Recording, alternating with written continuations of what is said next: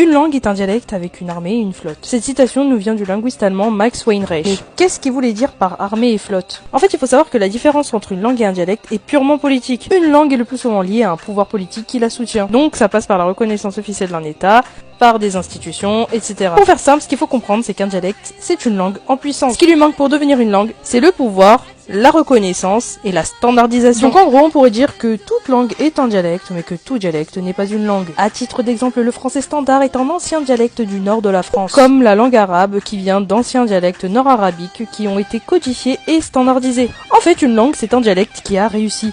Parce qu'une langue vient après le dialecte. Donc en fait, on doit une langue à un dialecte. Donc rabaisser un dialecte revient à mépriser une culture, confondre prestige et valeurs linguistiques et limiter la diversité linguistique. Car tous les systèmes linguistiques sont égaux en complexité, en expressivité et en structure, qu'il s'agisse d'une langue ou d'un dialecte. Et l'abandon des dialectes appauvrit la diversité des expressions humaines. Sous-estimer un dialecte revient à reproduire des logiques de domination sociale, culturelle et politique. C'est comme dire qu'une culture minoritaire vaut moins qu'une culture dominante.